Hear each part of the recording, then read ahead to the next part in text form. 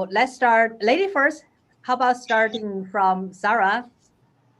Sure, absolutely. I'd love to. Thanks for the invite. So we start our process. So I'll share my screen or?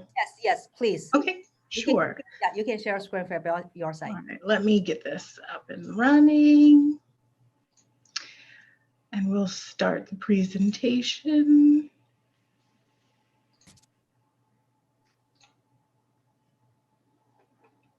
All right, so my name is Sarah. I work at the City of San Jose. I'm the ADU ally. Usually the first stop is the webpage, and then to me. I have my contact information listed down below, and we'll cover some tips to get through the permitting process and learn about it in San Jose. So I get some common questions, and usually the first one is, how long does it take to get an ADU permit? So there are two possible tracks initially. So the fastest track is a pre-approved ADU program. So we have vendors that contact us, and they go through a plan review process to have a master file. So that's one ADU design, and they are all detached new construction. That is the fastest because our vendors already know the process, they've been through it, they understand, and we also have a set of plans that are pre-approved, and if no changes are being made to that, it's really quick to get through plan review. The second option is traditional ADU plan review and the permit process, where a homeowner would hire a licensed architect, engineer, or designer to create their plans for them and then go through plan review.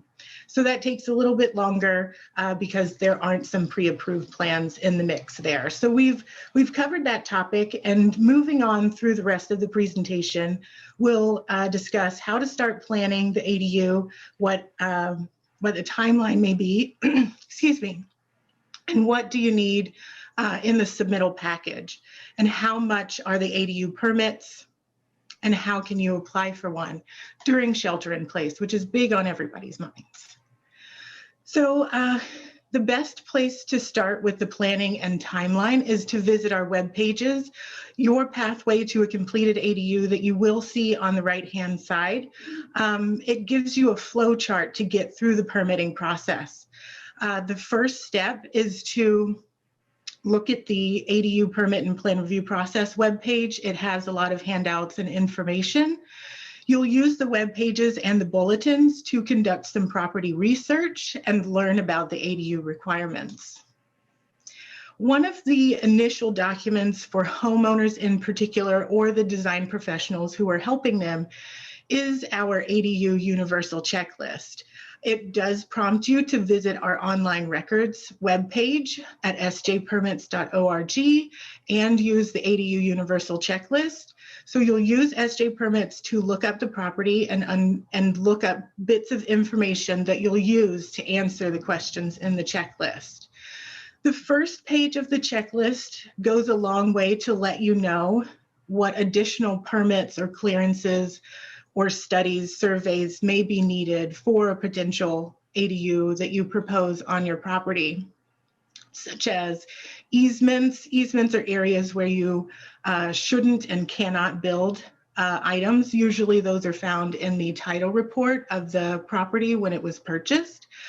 Historic designations, geohazard zones, and flood zones, those will all kind of change the path of your ADU design and submittal. So it may take a little bit longer to get through plan review processes for those, but no worries if you do live in a geohazard or a flood zone, or if you need additional review for your ADU. We do it all the time.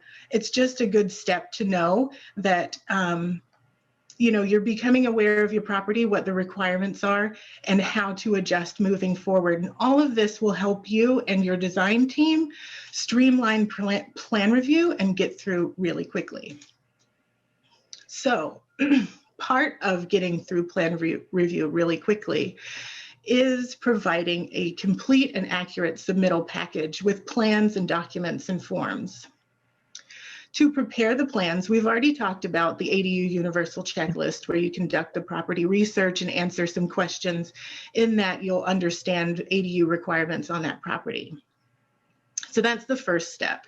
And then for your design professionals creating those plans, they would use the ADU building plan requirements worksheet and the inspection checklist for ADUs to create your plans. Along with the submittal package, we'll need to receive some additional documents, addressing. So every ADU does require its own address, so we'd need that application coming along with your submittal. The ADU property owner declaration, there are some requirements to have an ADU on the property. You cannot sell it separately from the single family home. And there's some other bits of information listed on that document. So feel free to read through it. Of course, you would want to read it before you sign it and submit. So for ADUs, we also need to receive a hydrant and water flow letter and a map from the water company that services the property. Our information online and the ADU universal checklist will help you understand the requirements for that and how to get it. And then we'll need a building permit application. So these are all of the standard things that would be required for an ADU submittal. Some customers have also had some questions about the parking requirements for ADUs. There are some exemptions and exceptions, so go ahead if you are converting your garage or if you're considering an ADU, I suggest you read through this webpage and understand the parking requirements. But if you are converting a garage to an ADU, then you would not be required to replace the parking for the single family home. That's really important to note. So I get some additional questions. Usually it's how long does plan review, how long does it take to get the permit, and how much is it going to cost? And there's some additional fees to keep in mind: construction taxes, how much is the permitting, over a certain size, there will be some impact fees. And we did talk a little bit earlier about the clearances, which will have additional plan review time. In some cases, they may require additional permits, which would be an extra line of fees. So getting directly into the fees, how much are they? Are there development construction taxes included? And then what are some other key pieces for homeowners to keep in mind and moving forward? So the ADU permitting fees in San Jose can be around $7,000 to $10,000 for ADUs that range from $499 to our maximum, which is 1,200 square feet. These fees do include plan review, permit, taxes, but they do not include impact fees, which are parkland fees. So if ADUs that are over or at 750 or over square feet, then they would require the impact fees. So to reduce those fees, you would want to construct possibly an ADU that is less than 750 square feet. That'll save you some money. To understand some additional fees, you can visit the Fees for ADUs webpage. And to reduce the fees, again, as well as reducing the plan review time, you could opt for a pre-approved ADU option. Once again, those are all detached and new construction. So ADU development construction taxes, you would need to pay some taxes, and based on the square footage, here's an estimate of $3,000 to $6,200 for the same range of ADUs, $499 to $1,200. Please note that these fees do adjust on an annual scale. So feel free to check our fee schedule for that information. And you can also visit the development construction webpage to understand those fees. So some additional information, there are some impact fees, additional permits, we've talked about those, and then saving some money if you have an ADU that's less than 750 square feet.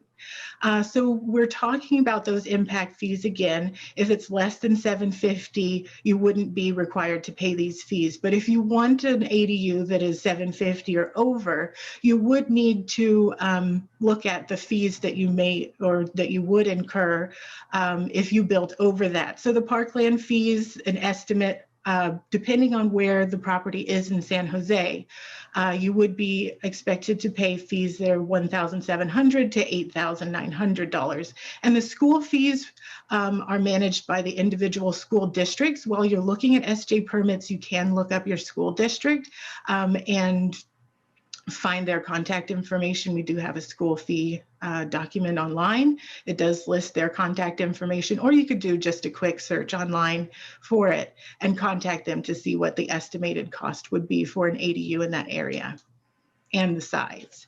So that wraps up all of the information that I have to share right now. I did want to make a statement that City Hall in San Jose is closed to the public, but we are continuing to work remotely. So we do intake, plan review, and inspections. We can get you in and out right now during shelter in place. And I've listed some contact information for me, for you. So you can visit our web pages. My email address is listed here. I am available by telephone, which is real key. And if you were already looking for free feedback from a planner, go ahead and complete the ADU Universal Checklist, create a site plan, and send it to the email. And that would be all for me. Okay, thank you, Sarah. I have a bunch of questions too. I have collected from the community, but before I go to Ben, that anybody, any attendee, if you have any questions, please leave at the Q&A space. Then after, at the latter part, that we will come back to your questions and ask the two representatives to answer your question. Q&A at bottom of your screen. Okay, so Ben, how about you? Do you have your share screen? Mine is going to be very simple. We're trying to make it very simple, is how I'll say it. Let me get to the share screen here. Please go ahead. Okay. Are you able to see this slide yet? Not yet. Not yet. I'm trying to hit that share screen, but for some reason it's not. Okay, but it doesn't matter because we have the backup. So do you want to? Hang on. I think okay, hang on. I think I may be able to get in. Yeah, here okay, it comes. Great. Okay. Are you able to see that slide right now? Now, yeah, it's okay now. Okay. So as Catherine has shared with all of you, I'm the chair of the Planning Commission for the City of Fremont. And what I'm going to be doing is sharing with you what we have done to try to streamline the submittal process. So let me get to make it a little bit easier for people to see. I only just have one slide to really just share, and what this is all about. Let me close that down. Is that I'm pretty sure Sarah knows that, you know, before we used to have maximum review time was 120 days. Now, as a city and as a state, we've now reduced it to 60 days. And the goal for us here in Fremont is to have a first response to that application for your ADU within 14 days. Typically, what we've been seeing is somewhere actually more like 7 to 10 days. It's the reason why of number 3, we have a dedicated staff that processes these applications. So we kind of do it a little old school. I know San Jose does a lot of their guidance and everything that's online, which is great. And we're trying to eventually emulate them. But at this point right now, Fremont, we have a dedicated staff of about 14 people right now that processes all these ADU requests for our city. So then when you do submit an ADU permit, we assign a city staffer to your project who becomes your project manager and your main contact person throughout the whole ADU process. The best way to contact that particular person, because of what's going on right now with the pandemic, email is best. Those city staffers receive notifications of these new messages almost instantaneously. I can assure you that is the case, because for those in the audience, you may not know, I am also currently building out my own attached ADU. So I was one of the original guinea pigs, you might say, to go through the whole process of how to take everything that went where you can see, moved everything from an over-the-counter system to now an all online system via Excella, which is our online tool, our website that we use as a number of other cities here in the Bay Area to submit all of your paperwork, including the blueprint diagrams for your ADU. We initially, during the early stage of the pandemic, did not anticipate that these blueprint diagrams are going to be so large, and so now we can actually upload up to a 5 GB file. So it should be more than enough memory to handle any blueprint diagrams necessary to be uploaded. And then because of the pandemic, we also have certain building inspections that can be done now virtually. And to take the lead from San Jose, we're now looking, we've already accepted manufactured homes, and we're now in the process of looking at pre-approved plans, so that, just like Sarah said, to streamline that whole process from initial application to completion. And that's, from my perspective, looking at it from a planning commissioner, this is what we've done as a city to help streamline the whole process, so that when from start to finish, if all goes well, cross your fingers, I'm looking at my own ADU. If it wasn't for the pandemic, from start to finish, it would be about 6 months. That's very, yeah. So I went to your job site to take a look of your progress. It's very impressive. Okay, so anybody, if you have any question, please leave it at the Q&A space. I'll come back one after my questions. I have collected beforehand a couple of questions. Okay, so maybe each question I will raise up to the two speakers, and maybe you can share your opinion. So first question is about the maximization of FAR. So it is said, even if the property has reached out its maximized FAR and up to 800 square feet of ADU is still allowed. Is it correct or not? Sarah, start from you. Oh, yeah, please open your microphone first. Sure. So I don't have a planning background. So the FAR, as far as I understand with ADUs in particular, they will not count toward the FAR for the property. So outside of that information, maybe Benjamin could help to clarify, since he's planning specific. But if you're counting the ADU square footage toward the FAR for the property, it's my understanding that you would not need to. Yeah, and I would concur too, because it's really dependent on what you currently have right now on the property before having that ADU being built. For example, what kind of scenario will be allowed or not allowed, Ben? Well, it depends on, the current footprint that's there, because, each city is a little bit different in terms of what that FAR is. And in our city, it's 40% or 0.4.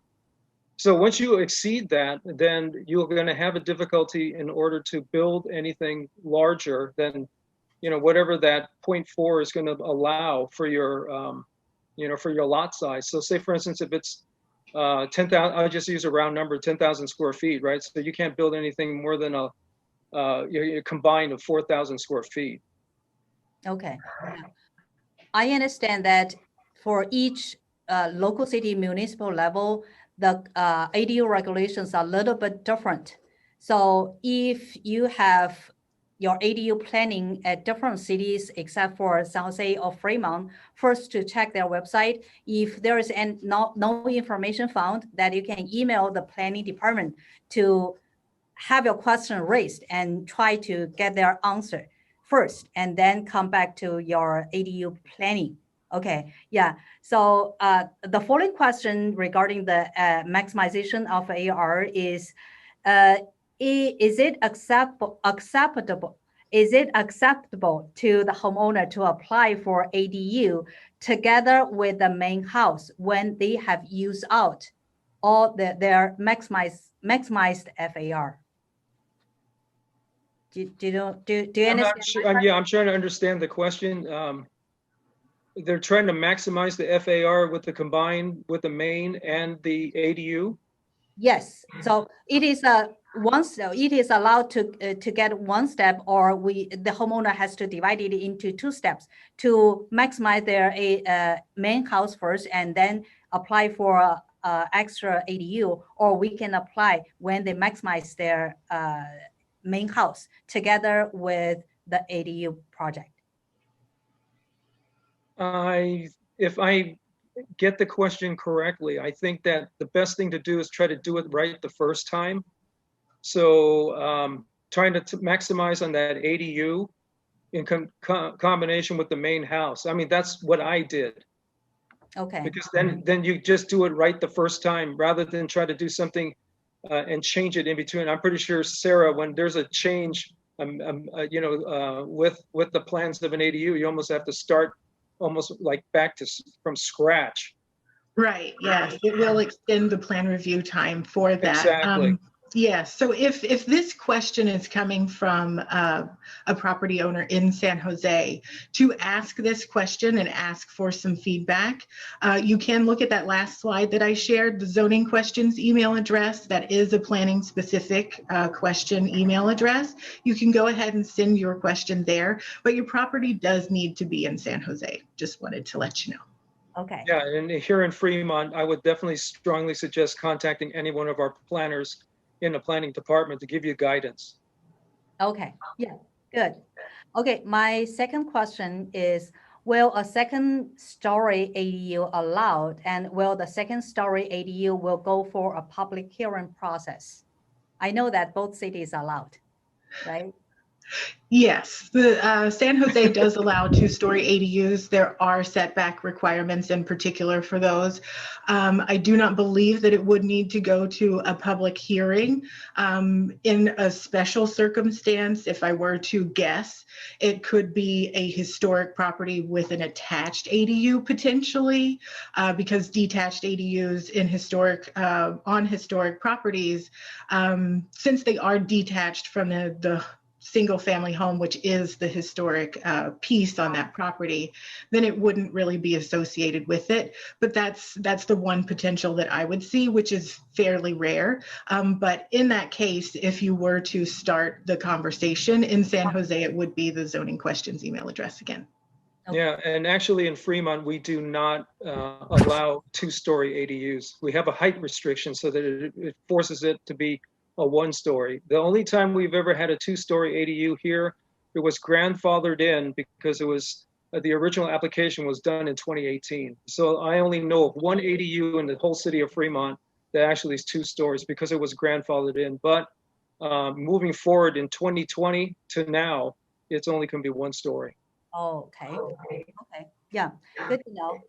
And the third question is regarding JADU. So will JADU of less than 500 square feet will apply together with a proposed main house new construction? It is a proposed, not existing. I know that JADU should be converted from the existing living space, but is it allowed to be with proposed main house new construction?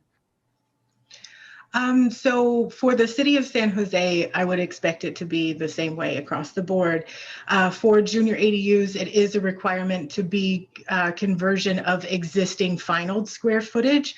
So if you wanted to propose a new single family home and have a junior ADU, you would construct the single family home entirely, go through plan review, have it permitted, and have the final approved final building inspection in hand before you can apply for that junior ADU, because it must be pre-existing square footage. Yeah, exactly. We in Fremont concur. Okay, yeah. So would JADU be counted for the maximized ADU allowed 1,200 square feet, for example, of the ADU maximum allowance? I see what you're saying. Can you apply for a junior ADU and have a detached ADU that's possibly 1,200 square feet? Exactly. For property in San Jose that's over 9,001 square feet, yes. You could possibly have a detached 1,200 square foot ADU, and you would be allowed to have an attached, by definition, a junior ADU that's no greater than 500 square feet. Okay. Yeah, and then in Fremont, our lot size has to be a little bit larger. Instead of 9,000 and change, versus 10,000 and change in order to do that. Okay, so 500 square feet is still allowed if the 1,200 square feet detached ADU on a more than 10,000 lot, right? In Fremont, yes. Fremont, right? I get it. We have a little bit more land out here than San Jose, I think. Yeah. Okay, Sarah. I wanted to also make the statement that that is for single family properties. Duplexes and multifamily properties in San Jose are not allowed to have the junior ADU, but they could have multiple detached or attached ADUs. Yes. Okay. So the fourth question is about the amnesty program that I heard from some of my clients. They are a little bit frustrated when they try to connect with the kind of ally coordinator. Is it called in this way? So they cannot reach out and find a very efficient answer how they could start with their amnesty program application. So specifically in San Jose, we do have a different ADU amnesty program, and there is an amnesty coordinator who is separate from me. They work in the code enforcement department. And to start that process, you would review the ADU amnesty program webpage. There is a self-assessment checklist, so you work through that and you would contact that coordinator with the information that's listed on those handouts.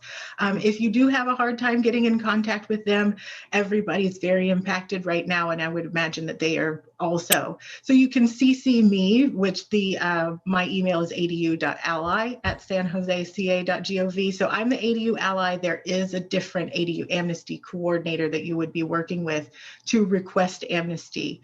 But you can CC us both on any correspondence or request. And if they have a hard time getting back to you, I can kind of chime in. But as far as I know, they are really responsive via email. And if you have a trouble with a place to start, the web page is really great. And if the only contact information you have is me, shoot me an email. I can get you to the right place. So beautiful to have you. I may have to contact her if I have any problems with my ADU. I'm just kidding. Ben, it's your turn. Yeah, I would go back to what I had said before, because we don't have a separate, ADU amnesty person. So whoever's your assigned planner that you would be initially speaking with, who would be your project manager, that person would be your advocate. So if there's any issues, that would be the person for us here in Fremont that you would talk to. And like I said, we have 14 different planners that would, and one of them would be assigned to you, and that would be your main point person to talk to. Okay, yeah, good to know, good to know. So next comes the pre-approval plan. So Sarah mentioned this, but my question is that if the homeowner wants to use the pre-approved ADU plan, you mentioned it should be detached plan, right? So should I buy from the company, or I have to use for the plan and construction construction vendor for the approved company, from the approved company? Yes, so the design for the program in San Jose is that any vendor can reach out to us and say, hey, I'm interested in pre-approving this particular design. If they are interested, we have a meeting with them, walk them through the requirements for plan review, then they submit for a pre-approved ADU design. Once that goes through plan review and it's approved as a master file, it then becomes a pre-approved ADU design, and we put the vendor information and their pre-approved designs on our webpage for customers to look at the designs that they would like using the vendor web pages. And if you would like to work with those plans in particular, you will need to work with that vendor in particular, because all of the expediting for that program happens with those vendors and those pre-approved designs. They've gone through plan review already. They have had individual meetings with us and our senior building engineer to understand exactly what they need to do to submit. So without them, we wouldn't really have a pre-approved ADU program. So the plans are their intellectual property and we cannot share them. So you would need to work with those vendors. And if you want to, if none of those designs work with what you expect, then you can hire your own designer and use all of our information on our web pages to work through it and streamline plan review with our handouts and information. Understood. Understood. Okay, so Ben, is the city of Fremont has such kind of pre-approved plans? No, we're actually trying to look into what San Jose is currently doing and hopefully emulate what they're trying to do, because we see the benefits of having something pre-approved to make it much easier for our audience to be able to just literally go through a catalog, pick and choose what they want, and then just go with the vendor that already knows how to build this because they've already been pre-approved. So we're having discussions right now as we speak to try to do something similar to what San Jose is doing.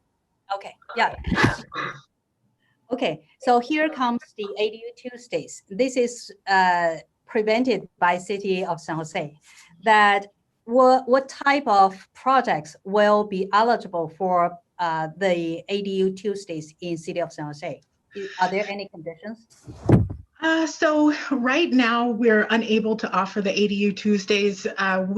Before shelter in place on ADU Tuesday, I would staff a counter in the permit center. Anybody could swing by, get a ticket. We'd have a little chat. I can pass them to other departments to ask additional questions. It's kind of like a live version of the ADU universal checklist. And we would also hold express plan review appointments for certain types of ADUs that weren't in geohazard zones, aren't in flood zones, didn't require those extra pieces of review that would take a longer time. So coming soon, we are going to start a pilot program with Zoom meetings and express plan review appointments. It will be for smaller scale ADUs, and we will be, all of the submittal for pre-approved plans would be going through that route. So stick with us for a little while. We're still working it out, but it's coming soon. Okay, and stick with the CACP and ADU expert that we keep close contact with the major cities such as the City of San Jose and City of Fremont. Okay, so and Ben, you don't have such kind of ADU special day for the streamline? No, but I'm going to write this one down and talk to my planning manager about this and maybe try to emulate an online version of it. Okay, yeah, yeah. Okay, so my last question, and then we'll go back to the Q&A online to see what the attendance is about. Okay, the last question is about the prefab ADU. So I know that prefab included for kind of a modular SIPs and also manufactured house that Ben mentioned just now.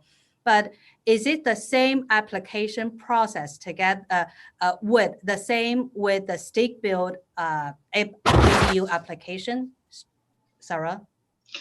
So for prefab or modular, any type of ADU, the process is still the same, but you would need to provide particular submittal documents to show the certification of those the modular or the prefab units that you intend. So in San Jose, if you have questions about particularly what those would be, send an email to me and I can give you our response and the ADU submittal requirements as well. So it's just one fell swoop with here's what you need for the prefab and modular, and here's what you need for everything else. With the pre-approved vendors that you're going through, you wouldn't need to send me an email. They would know exactly what they need to do. Okay, so the following question is the inspection process will be the same with the stick build ADU project? So if the unit is being approved by a state or federal agency, the City of San Jose wouldn't be providing the inspection for those pieces, but we would be providing inspection for the items that our local jurisdiction is responsible for, things like the foundation, connections to the sewer line, and things like that. I'm sure there's much more. Okay. When you mentioned the federal approved, that I'm not sure that how many our attendees will know the meaning of the why you mentioned the federal approved. but I know because the modular and SIPs belongs to the state regulated, and the manufacturer house belongs to the federal regulated. So those are different systems that should apply for different inspection ordinance, right? Yes, you're taking something that was built somewhere else and double checked for safety and requirements somewhere else. And we need to see that documentation to show, yes, we've looked at it. Yes, it's meeting all of these requirements. And it also would need to meet the requirements in San Jose. Okay, yeah, thank you. Yeah, and then the manufacturer or the prefab, we call it the prefab. Right, right. I mean, as you saw in my slide, we had just recently approved accepting those. So, you know, we don't have anything that's pre-approved. They have to actually go through the same process as a stick build over here too, because this is all still new to us here in Fremont. So that's what's our current status right now. And hopefully we can emulate. That's why I know that I'm talking to her counterparts in the Planning Commission in San Jose to see, you know, what can we learn from them and try to take the best of their ideas and kind of steal it over here to Fremont. Okay, learn in a very efficient way. Yes, right. Yeah, we'll learn. Yeah, you know, why reinvent the wheel? Okay. I will come to the Q&A online, and if anybody has further question, please leave it on the Q&A space. I will answer. I will ask the two representatives answered one by one. Okay, first comes to the Jeannie. If the property is in city of San Jose, but under the county of Santa Clara, if ADU application will need to go to the Santa Clara County, I'll go to the city of San Jose. Sarah. So there are pockets of San Jose that you'll have an address that says San Jose, but everything you would be required to meet the county's jurisdiction requirements. So to find that out, you can search your property on SJ permits, look at the property information, see where it says jurisdiction. If it says that it's unincorporated, then you would be contacting the County of Santa Clara Planning and Development Department to process that ADU application. But if it says San Jose, then read through our web pages and let me know if you have any questions. So I'm sure that Jeannie's question is, it is sure that property will be under the county of Santa Clara. So you have to go to the county to make your application to the county office. And yeah, to ask them to submit them to them. Yeah. Correct. I have a couple of cases that is with this with the zip code in San Jose, but it belongs to the county of Santa Clara. Okay, yeah, I know. So I know it. Oh, next one is Charles Liu. Ben, do you mean that all online permitting process during the pandemic is actually faster than the in-person application process? Well, I guess I can say that from personal experience because I was already submitting, you know, the paperwork prior to the pandemic, and then having to compare it to what's going on with the online, you know, permitting application process. And so for me, at least, the online is certainly much faster because before the pandemic, you'd have to wait in line, you know, physically have to wait in line. And so now, because of our planners that are dedicated to do this, and they see the emails coming in so fast, they can process it much more efficiently. And on one hand, I guess because of the pandemic, they're actually working longer hours because, you know, working from home, it's very easy for them to do more than an 8-hour day. But, yes, you know, they're troopers, all of them. Occasionally, I have my email replied from the planning department from city of San Jose, from city of Fremont, that they reply my email in as late as 10 at the night, 11 p.m. whatever. So they are very diligent to answer your questions, answer your email. I'm certain I know which planners that do that. Okay, I'll let you know. Okay, so next comes the Cindy Yan's question. My house is on the hill in San Jose. The first level has one bed, half bathroom with 1,300 square feet. I want to build the two to three bedroom, 2 bathrooms, a kitchen. What kind of permit should I need to get, ADU or regular permit? So the way this reads, I'm assuming that it would be you're proposing an attached, like an addition. So for San Jose, with 2 kitchens in a single family home, you would automatically be required to label that as an ADU. In San Jose, we allow up to 2 bedrooms and 2 bathrooms. With a single family home with a square footage that size, you could have an attached ADU with a maximum square feet of 800. But you could have a 2 bedroom, 2 bathroom, potentially attached 800 square foot ADU on that property if it qualified for an ADU. Okay, so one more thing that I would like to add on is when you apply for addition, expansion, that you could see the setback. If the setback is enough, no matter is the front, side, or rear setback, if enough, that there is no problem for you apply for a common addition or ADU. But if the setback is too less for you to expand a lot, it is better for you to apply as an ADU because the ADU setback will be as less as 4 feet. Am I correct? For the setback, as far as the single family home, the setbacks for this proposed project would be required to meet the requirements of the single family home if it were to be attached. Okay. If it were detached as a second story, then it would be required to have the 4-foot setback from being a second story. Okay, got you. Okay, got you.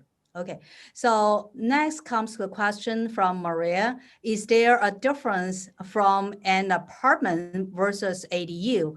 I assume the Maria's question is, if with a R1 zoning, for example, a build ADU, is it the same or equivalent with an apartment? Who would like to answer Maria's question?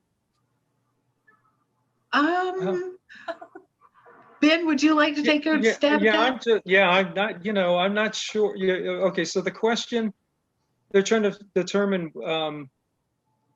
if this ADU is like an apartment or, I mean, zoned as an apartment. Is that what they're trying to ask? So say if on the R1 zoning, adding an ADU is kind of 2 independent units, right? Correct. So is it kind of the same or similar with the apartment of, for example, duplex? In terms of the zoning? This is what my understanding. In terms of the zoning? In terms of the purpose of using. Oh, the purpose? Well, sure. I mean, certainly an ADU could be I mean, you rent it out, right? It's almost just like an apartment. I mean, if that's the case, then yeah, they're equivalent in that respect. I mean, you can rent it out, but from a planner's perspective, and what we look at an ADU is what its intended purpose, what we hope for people to use it for if they rent it out like an apartment, to make it affordable. Because right now, our biggest push, looking at it from a planning commissioner's perspective, is trying to provide affordable housing, for people that want to be able to afford to live here, to be able to work here. And so we look at the ADU as one of those solutions to help provide affordable housing. So to go back to the question, yes, you could definitely rent it out as an apartment. And if you want to charge market rate, that's your choice. But we hope that people, have a good heart and maybe rent it a little bit lower, Okay.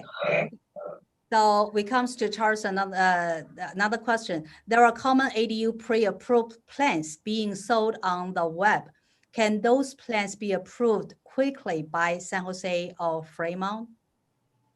So if a vendor is offering some plans and wanted to have them pre-approved in San Jose, they'd send me an email. I would connect them and give them the information to have a preliminary meeting where they would show us the plans. Our senior building engineer would take a look at them and help them understand the requirements to submit, and then they would go through the process. So the first step is checking in with the ADU ally, and I'll give you the next steps.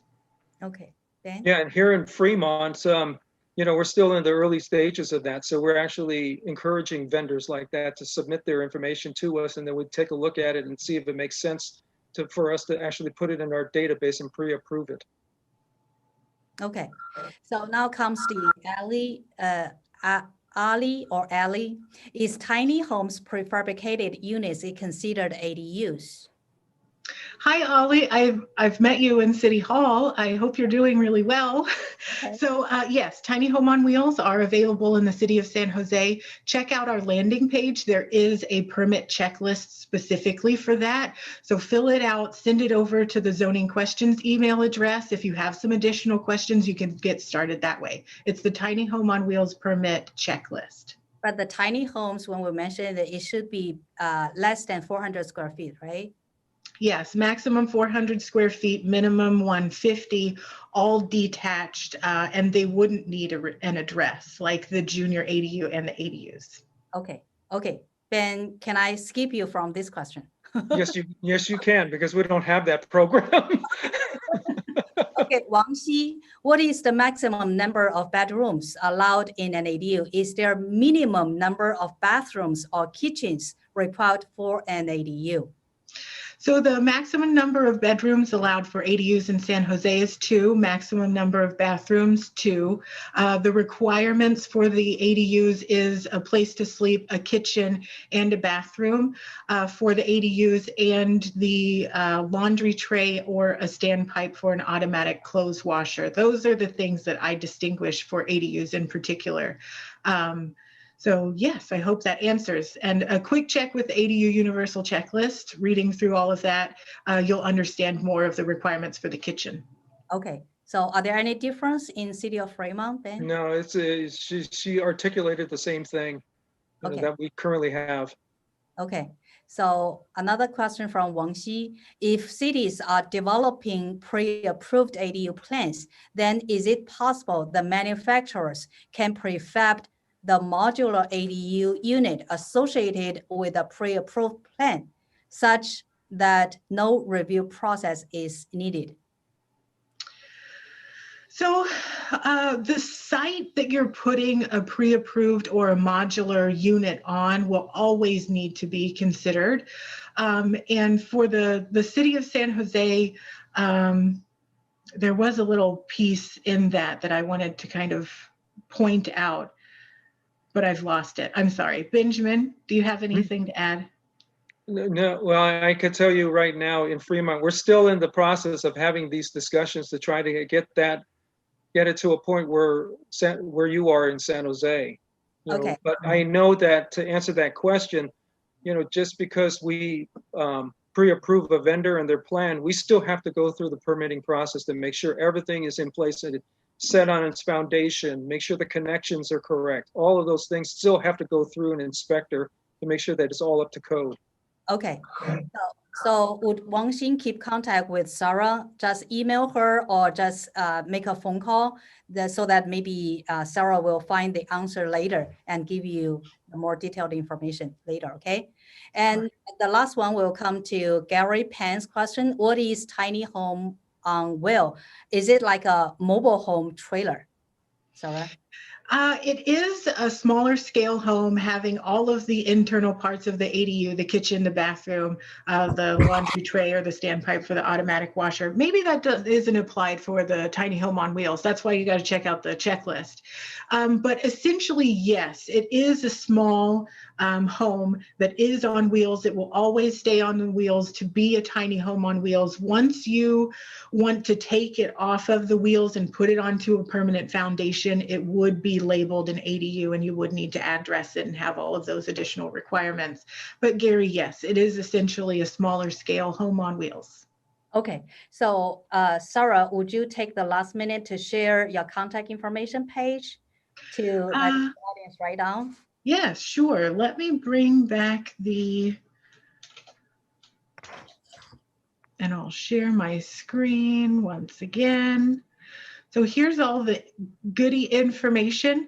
The landing page is that first site you see there. There's my email address. I'm available by phone. And if you have any of those tiny home on wheel checklists that are filled out and you want to contact someone for additional information, use this email address, the zoning questions.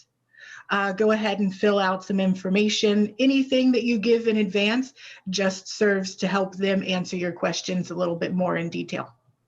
Okay, yeah. So here's the concludes the panel discussion on the municipal level, the streamline planning and permitting process. So then we'll come to the next panel discussion. Appreciate very much for Sarah and Ben's excellent presentation today, and thank you very much. Thank Great. you. Thank you. Yeah.